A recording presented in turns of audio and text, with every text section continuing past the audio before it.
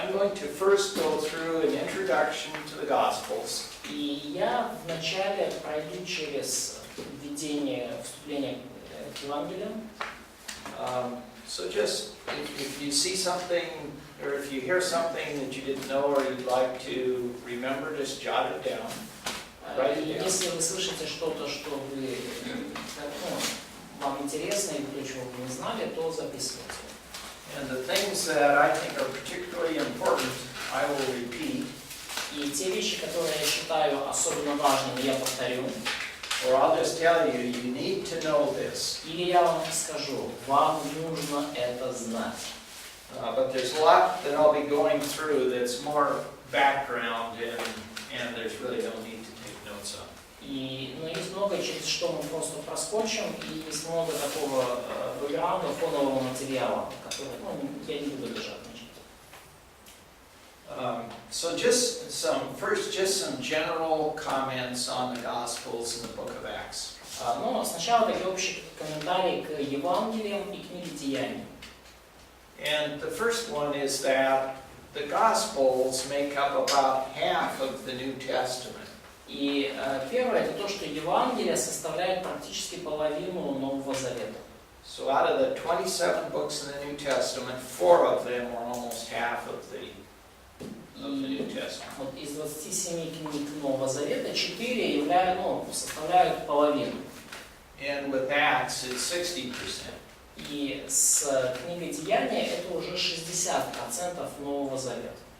Well, that's interesting because usually when we study the Bible, we spend more time in the epistles than we do in probably any other section of the Bible. И это интересно, потому что когда мы изучаем Писание, мы проводим в посланиях намного больше времени, чем в другой любой части. And that's proper, after all, it's written to the church. И это разумно, потому что эти послания написаны церкви.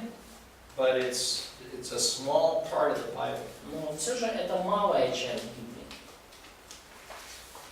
The Gospels are first in the New Testament because they provide the foundation for the New Testament. Евангелия, они идут в Новом Завете первыми, потому что они дают основания для Нового Завета. And Acts is next because it's the foundation for the epistles and the church. И книга Деяний идет второй, потому что это основание для посланий и вообще дает основание церкви. So, the New Testament is first, the Gospels as a foundation. Итак, в Новом Завете сначала у нас идут Евангелия как основание. Then Acts because it gives a chronological development of the church. Chronological, year by year by year. Потому что в книгах Деяний нам дается хронологическая история развития церкви. The development of the church. Год за годом, да, развитие. And then there are all the epistles. First, the epistles written by Paul. И далее все послания. Сначала послания написаны Павлом, апостолом Павлом. And then what's called the general epistles that are written by others. И далее то, что называют общими посланиями, то, что написано другими авторами. And then finally the book of Revelation, which is prophecy of the future things. И в конце книга Откровения, которая по сути является пророчеством о грядущих событиях, будущих событиях. All right. Any questions on that? И вопросы есть по этому поводу? Okay. The next is why 4 Gospels? Следующий вопрос: почему 4 Евангелия?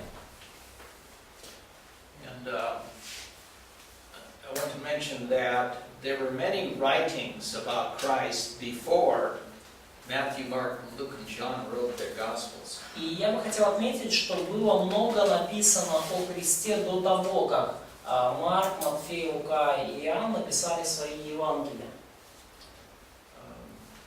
A lot of these had errors in them. И во многих этих ранних писаниях содержались ошибки, в ранних текстах содержались ошибки. Some dealt with just a very small part of Christ's life. И многие из них обращали внимание только на небольшую часть жизни Христа. But the Holy Spirit led Matthew, Mark, Luke, and John to write the particular things that were important for us to know. Но Дух Святой побудил Марка, Матфея, Луку и Иоанна написать вот эти определенные вещи, которые важно нам знать. Of these four Gospels, none of them are what you'd call a biography of Jesus Christ. И все вот эти 4 Евангелия, ни одно из них вы не назовете биографией Иисуса Христа. Because a biography would cover someone's life from birth to death. Потому что биография, она покрывает жизнь человека от рождения до смерти.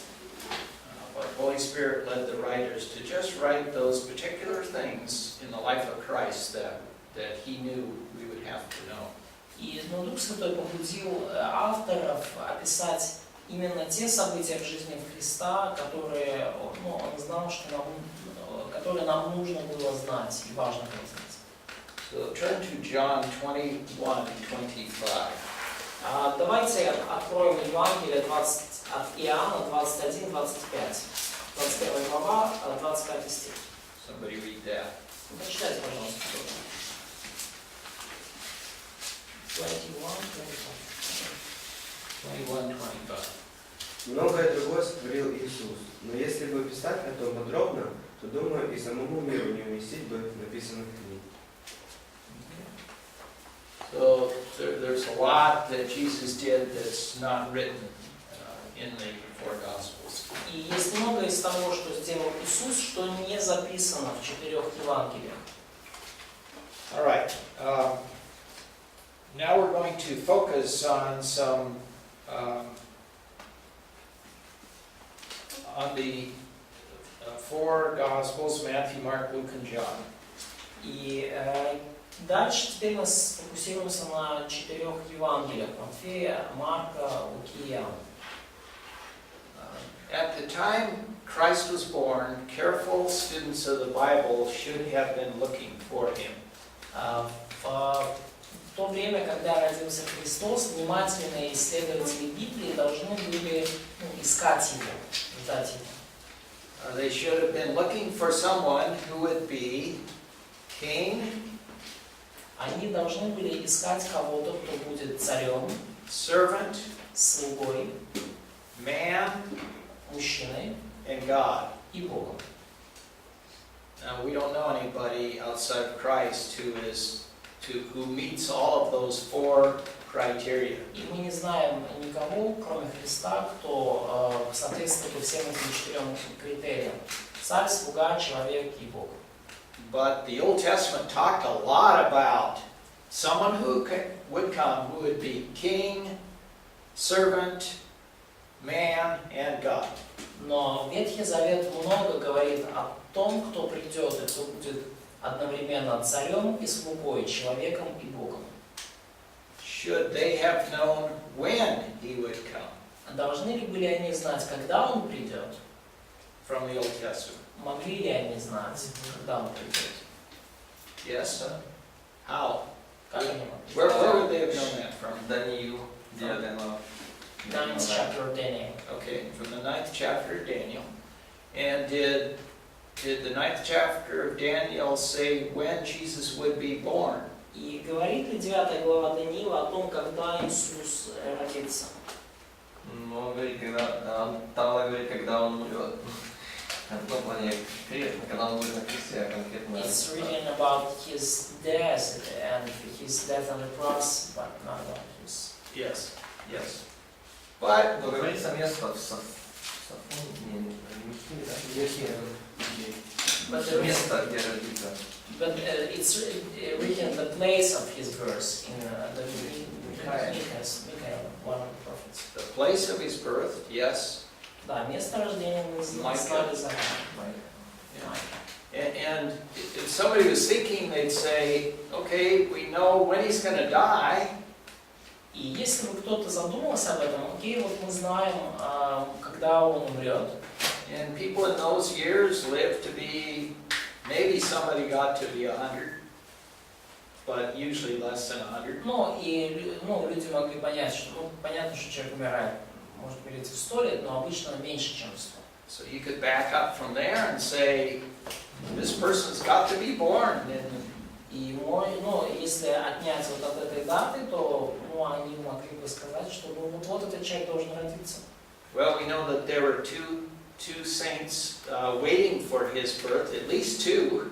И мы знаем, что двое святых ждали его рождения, как минимум двое.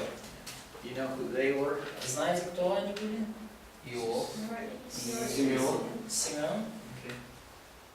В то время Симеон и Анна. Yeah. Yes. Да. And they were waiting, and they actually got to see Jesus when he was a baby. Они ждали, и они получили возможность увидеть Христа, когда тот еще был младенцем. So they were waiting for this king who was a servant, who was a man, who would be God. И они ждали вот этого царя, который будет слугой, который будет человеком и Богом. So what we're going to do right now is look at some verses in the Old Testament that talk about Jesus coming, who would be king, servant, man, and God. И что мы сделаем сейчас? Мы посмотрим на те стихи в Ветхом Завете, которые говорят о Христе, который придет как царь, слуга, человек и Бог. And in most of these, he's referred to as the branch, who is king. И в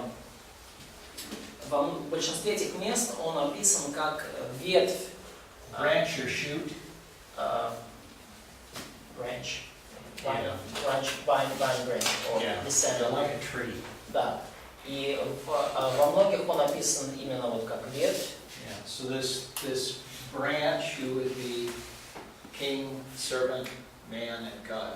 Да, вот это вот, скажем так, 4 ветви, да, король, слуга, царь, слуга, человек и Бог. So we're coming now to something that's important. И вот мы сейчас переходим к тому, что важно. And that is understanding this idea of branch. И вот это вот понимание вот этой идеи, да, 4 ветвей. And we're going to look at some Old Testament references. И мы сейчас посмотрим на некоторые ветхозаветные ссылки. So first go to Jeremiah 23.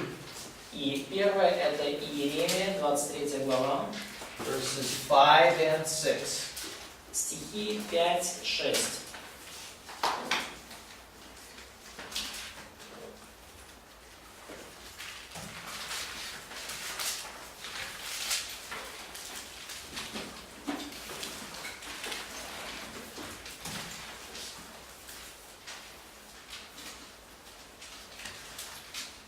И вот наступают дни, говорит Господь, и восставлю Давиду отрасль праведную, и воцарится царь, и будет поступать мудро, и будет производить суд и правду на земле. Во дни его Иуда спасется, и Израиль будет жить безопасно. И вот имя его, которым будут называть его, Господь оправдание наше.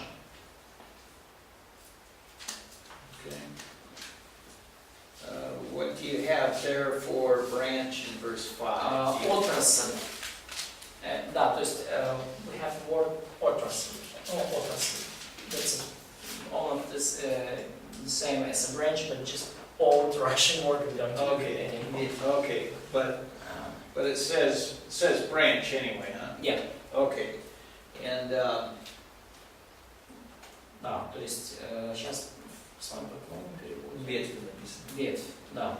То есть идея именно, да, ветви, branch of David, is it? yes. Yeah. Ну, с ветви Давидовой. So it's just the descendant of David who would be what? Это потомок, то есть речь идет о ком? О потомке Давида, который будет кем? King. King, sure.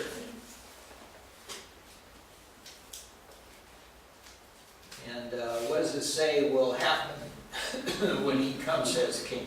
когда и что написано о том, что случится, когда придет этот царь.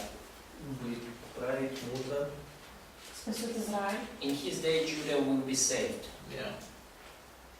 and he will rule wisely Yes. И совершить в стране справедливость. and do justice and righteousness in the land. So you can imagine Simeon when he's holding this little baby.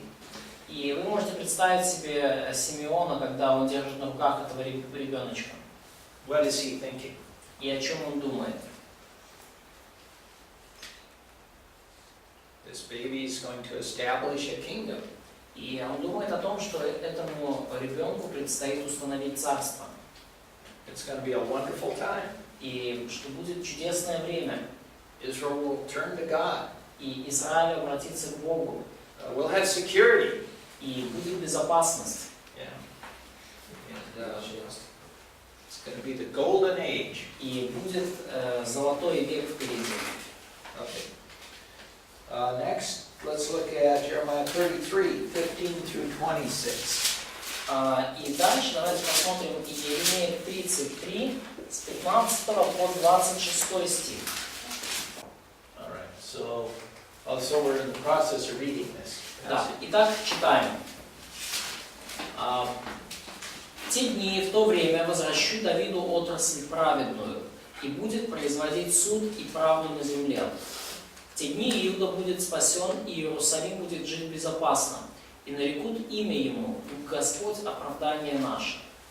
Ибо так говорит Господь: не прекратится у Давида муж, сидящий на престоле дома Израилева, и у священников-левитов не будет недостатка в муже пред лицем моим, во все дни возносящим все сожжения и сожигающим приношения и совершающим жертвы.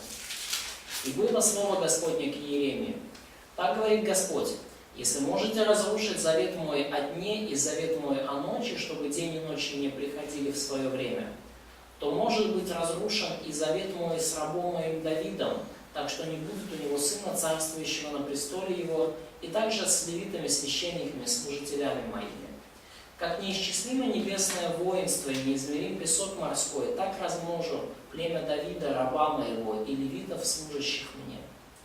И было слово Господне к Иеремии: не видишь ли, что народ этот говорит: те два племени, которые избрал Господь, он отверг, и через это они презирают народ мой, как бы он уже не был народом в глазах их.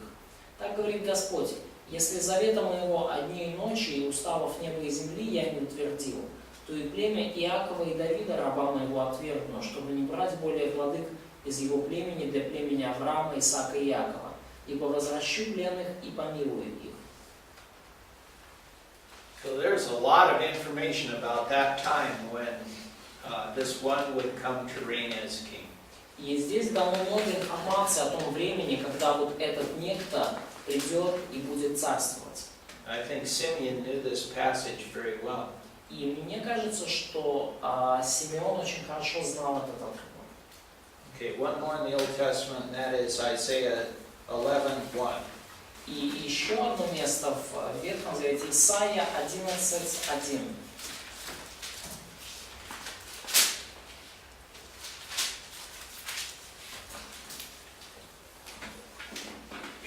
И произойдет отрасль от корня Иисеева, и ветвь произрастет от корня его. Do you have a different word there for branch? The same word. Same one. Okay. Отрасль. Yeah. So it wasn't just Jeremiah. Isaiah talked about this also. Ну, то есть не только Иеремия пишет вот об отрасли, о ветви, но и Исаия также. Now we'll go to the New Testament. И вот мы переходим к Новому Завету. So Matthew 27, verse 11. Матфея 27 глава, 11 стих.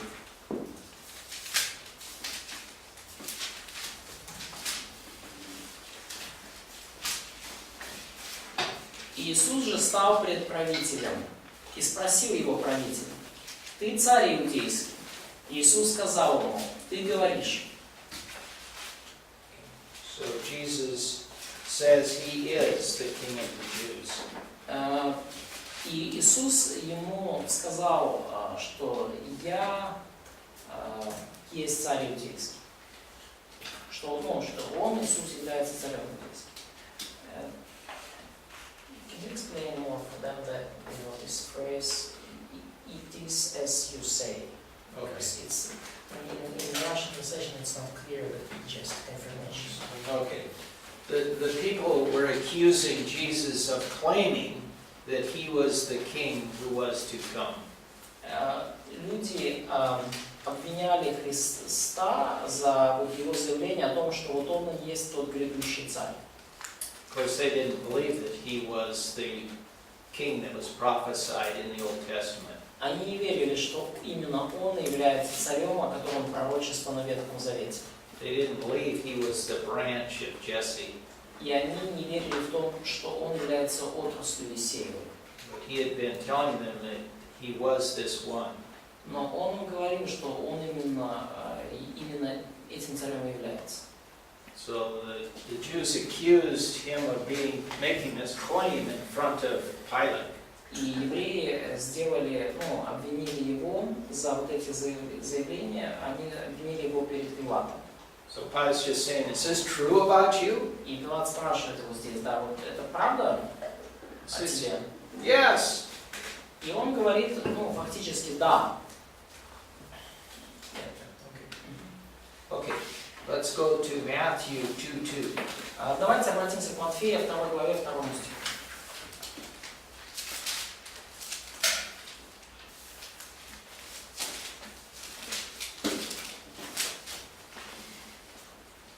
Где родившийся... Let's read 1 and 2 so we get it in context. Когда же Иисус родился в Вифлееме, с 1 стиха 2 главы Матфея, когда же Иисус родился в Вифлееме иудейском во дни царя Ирода, пришли в Иерусалим волхвы с востока и говорят, где родившийся царь иудейский? Ибо мы видели звезду его на востоке и пришли поклониться ему. So it was well known who the king was who was prophesied to come. И было хорошо известно, что, кем будет этот царь, и были пророчества о его приходе. And when Jesus was born, he was recognized as this king who would come. И когда Иисус родился, в нем увидели того царя, который придет. Next we'll move to servant. И вот это то, что касается царя, и дальше мы передвигаемся к второму аспекту, это слуга. And we'll look at the Old Testament. И давайте посмотрим также сначала Ветхий Завет. We'll start with Isaiah 52, verse 13. И начнем с Исаия, 52 глава, 13 стих.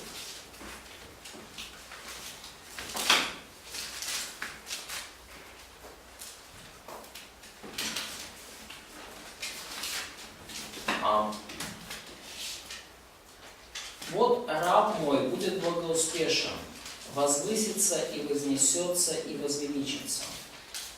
Как многие изумлялись, смотря на тебя, столько был обезображен паче всякого человека, лик его и вид его паче самов человеческих. Should I read just this verse? Yeah, that's fine. Okay. 52:13. Как? In the Ukrainian translation, this word is used not for as a servant or slave, but just as a young man, слуга. Вот.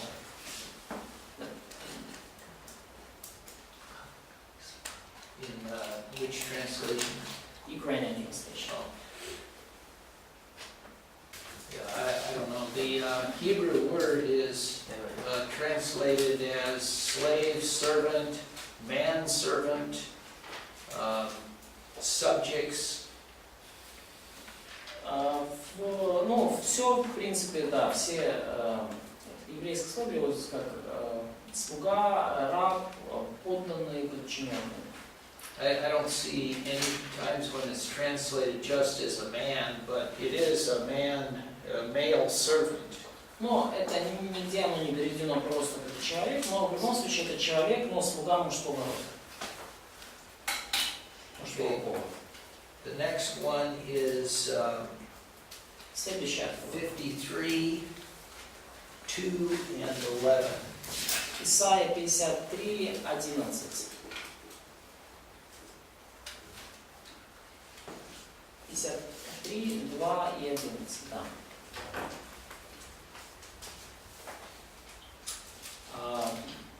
Исайя 53, 2.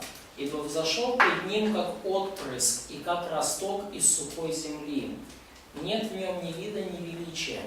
И мы видели его, и не было в нем вида, который привлекал бы нас к нему». 11 стих.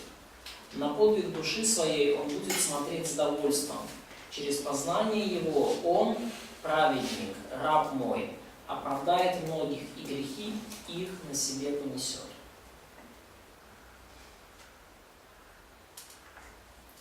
Does Ukrainian Bible have the same word there? В украинской Библии те же слова там. Yeah, that's the same, Same word. same word, same stick. But we see another reference to my servant. Но мы опять же видим вот эту еще одну отсылку к мой слуга, мой раб. And a branch. И мой здесь как росток или да, отпрыск. То же самое слово, да, отрасль. And then next one is Zechariah 3:8. И следующее это Захария 3:8.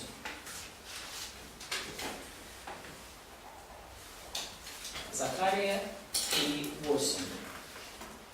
«Выслушай же, Иисус и Иерей Великий, ты и собратья твои, сидящие перед тобою, мужи знаменательные. Вот я привожу раба моего отрасли».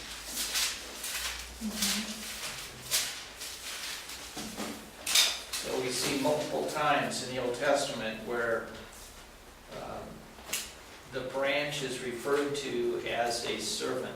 И много раз в Ветхом Завете, мы видим, что эта отрасль, это связано с слугой. То есть эта отрасль называется слугой. Okay, this is unusual. Это необычно. How can you have the same person being a king and a servant? Как вы можете представить, как может такое быть, что один и тот же человек может быть и царем, и слугой? Servants serve kings. Слуги служат царям. So he's a very unique person. И это очень уникальная личность. В таком случае. Any questions? Есть ли вопросы? All right, we move on to man. И хорошо. Третий аспект. Двигаемся к человеку. And now Zechariah 6:12. Захария 6:12.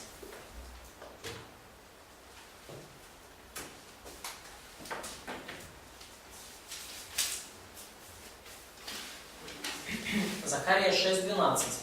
«И скажи ему, так говорит Господь Саваоф, вот муж, имя ему отрасль, он произрастет из своего корня и создаст храм Господень».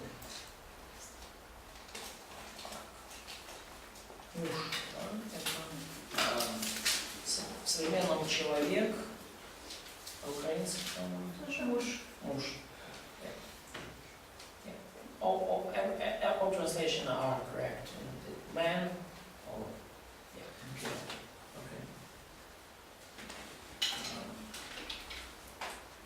And next year, when I teach the Old Testament prophets, again, we'll spend time on these visions in Zechariah. But we'll just take this verse out and to understand that it's talking about the branch being the man. И в следующем году я буду преподавать вам пророчество Ветхого Завета, и мы поговорим более подробно об этих видениях Захарии. Но сейчас я акцентирую ваше внимание, что здесь говорится об отрасли, которая является при этом человеком, мужем.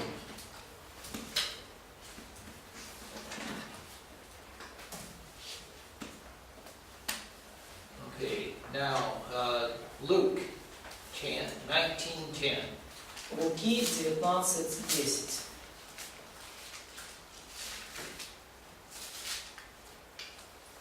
Jesus is speaking here about himself.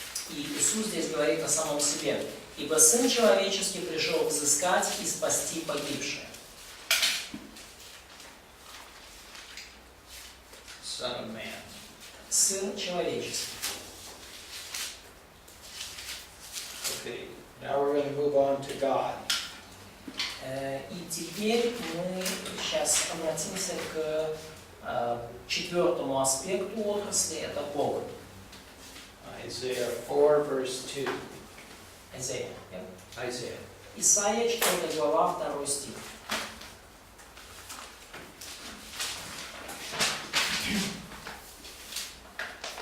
Исайя, 4 глава, 2 стих. В тот день отрасль Господа явится в красоте и чести, и плод земли в величии и славе для уцелевших сынов Израиля. And along with 9, verse 6. Isaiah 9, Исайя, 6. 9 глава, 6 стих. «Ибо младенец родился нам, сын дан нам, владычество на раменах его, и нарекут имя ему. Чудный советник, Бог крепкий, Отец вечности, князь мира».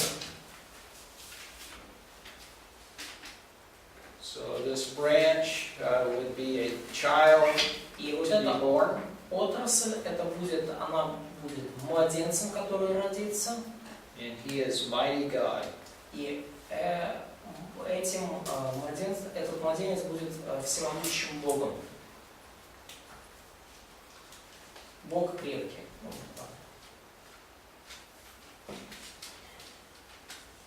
All right. So you see in the Old Testament, it talked a lot about this one who would come, who would be what four things? И вот мы видим, что в Ветхом Завете сказано много о том, кто придет, и что он будет кто? 4 вещи. Царь, Да. мужчина, Человек. слуга Бога. King, servant, man and God. Yes. And if you're a student of the Old Testament and you lived before Jesus was born, И если вы, допустим, вы исследователь Ветхого Завета, и вы живете до Рождества Христова, you'd be looking for this one. и вы будете искать вот этого кого-то, And you'd know approximately when he would be born. и даже вы будете примерно знать, когда он будет рожден. So if you say lived 300 years before 300, if you lived 300 AD or 300 BC, И, например, вы живете в 300 году до Рождества Христова, до нашей эры. you'd say, well, maybe my great-great-grandchildren will see him. И вы так думаете, может быть, мои правнуки увидят такие. But if you lived at the time of Herod, Но если вы живете, например, во времена царя Ирода, you would say, maybe I will see him. вы уже скажете, возможно, я его уже увижу. Okay. All right. Now, I want to talk about Jesus and how he's presented in the four Gospels. И я сейчас хочу поговорить о Христе и о том, как он представлен в 4 Евангелиях.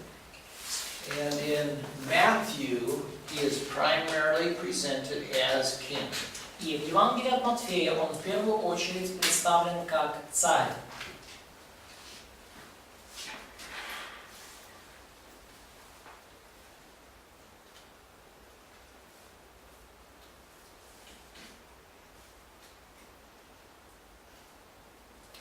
Matthew's emphasis is to the Jews. Акцент Матфея, Матфей акцентирует в своем Евангелии то, что важно для евреев, пишет для евреев. And even the first verse we can see this. И даже мы это видим с самого первого стиха. So take a look at Matthew 1:1. Посмотрите, первая глава Матфея, первый стих.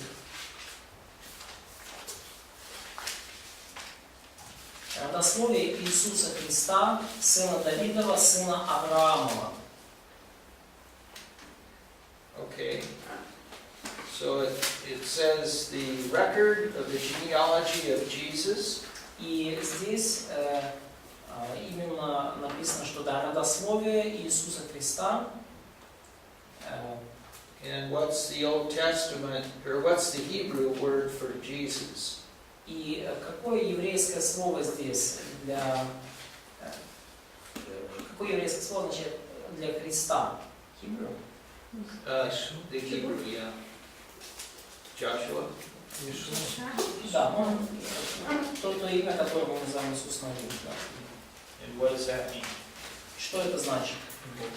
Спаситель. Savior. Yes, or God saves. Yes. Или Бог спасает. Да. And about Messiah, И что по поводу Мессия, Христос? what does that mean? Что это значит? А? Посланник, помазанник. Messenger or anointed one. Okay. And anointed one is, we think of kings. И помазанник, мы думаем о царях обычно. Could be other things, but we think of a king being anointed. Это может быть другое, но в первую очередь царей помазывали. So, to Jews, these words would mean a lot, wouldn't they? И для евреев вот даже эти два слова, да, то есть Иисус и Христос, Мессия, они значили много. And then he says, the son of David. И дальше он говорит, да, сын Давидов. What was the promise given to David? Какое обетование было дано Давиду? Что не закончится на престоле из его рода царь. That there is no king line will finish in his from his descendants.